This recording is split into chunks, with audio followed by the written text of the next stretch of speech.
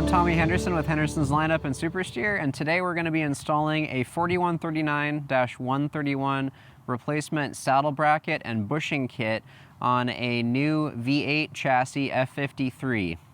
So let's first take a look at why this replacement kit is needed. So this is the way the coach came into our shop.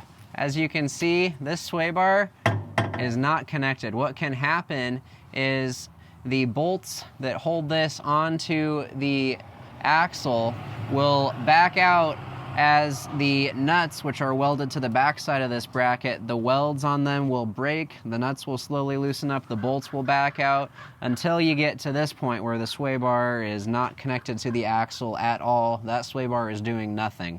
So what we're going to be doing is replacing these saddle brackets and bushings with a heavier duty kit.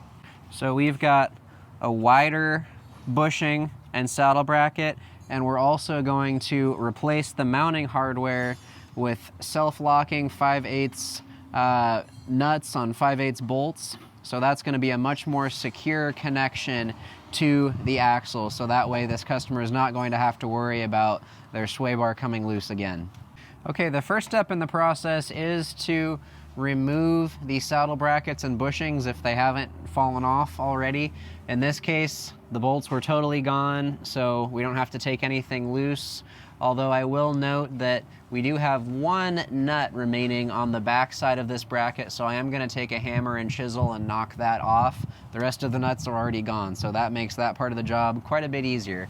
So we're replacing this bushing and saddle bracket with this bushing and saddle bracket. So you can see you've got quite a bit more area where we're clamping onto the bar. We're still using a good grade polyurethane, and that bushing is very securely held inside of that saddle bracket, where we've seen these bushings, even if the bolts have not come loose, sometimes the bushing itself will sort of squirm its way out of the bracket just like that. It can pop through there and work its way out. So our upgrade 4139-131 is just a much better design. All right, now that we have removed our OEM saddle bracket bushings and brackets, we just need to remove the last remaining OEM nut on the back side of this mounting surface. So I'm going to go ahead and use a mallet and a chisel to knock that nut off. So looking at the back of this nut, you can see the only welds are at the points there, and it's just not a very good weld. It tends to break, as you can see, with 3 out of the 4 nuts being gone. All right, now that we've got all the OEM nuts removed, we're gonna use the provided grease to lubricate our new bushings so that we don't get squeaking. So would highly recommend using gloves for this part of the process, because this stuff is very, very sticky. So you want to just get a good even coating inside of the bushing. Okay, we've got a good even coating on the inside of this bushing. Now we should have enough left to do the second one, so we'll go ahead and do the other one now. Get those all ready, then we'll put them on the bar. Okay, now that we got our new bushings greased up, we're gonna place them on the bar, like so. Get that in the right position. That'll hold itself on there. We'll do the other one now. All right, we'll get our second bushing on here. Just swing the bar out of the way and we'll get it. All right, so we're in roughly the right spot, so that's good. Sometimes what can happen on these is just depending on how tight these are, how much movement the bar is able to have, it can be off a little bit from where it needs to sit to line up with those holes.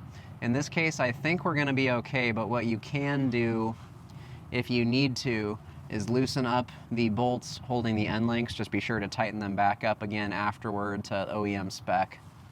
Okay, now that we've got our bushings installed, we're going to put our new saddle brackets in place.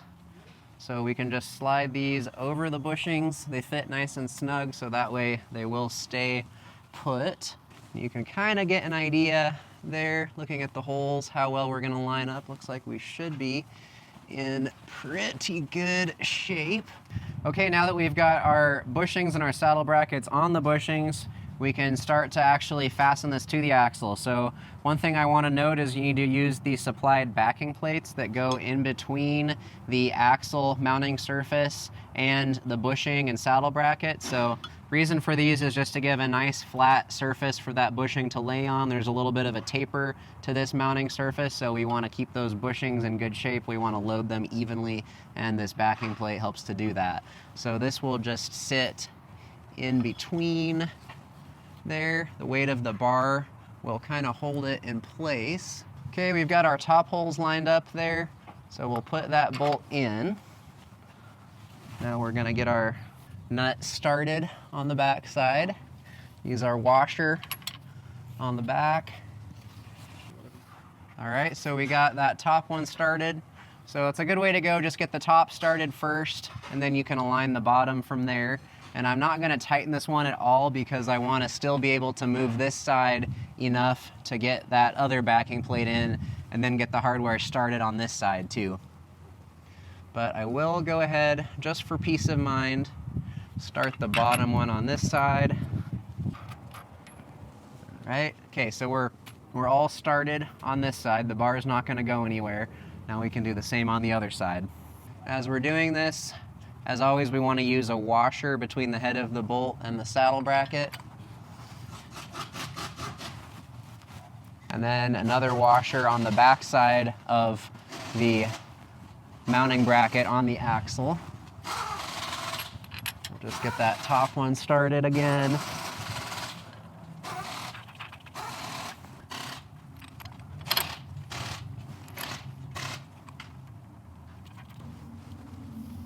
Okay, now that we've got all of our bolts started, all the nuts threaded on, just by hand, we're gonna run them down with the gun. Not too tight, we're gonna go back and check them with the torque wrench. Wanna make sure we got about 125 foot-pounds of torque on them. But I will start by just running them down evenly to get the bar cinched down to the axle.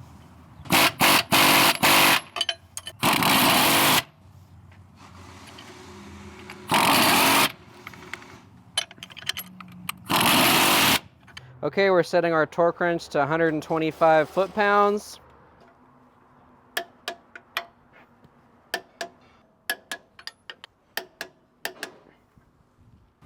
Okay, now that we've checked the torque on all of our bolts, that completes the installation of the 4139-131 replacement bushing and saddle bracket kit.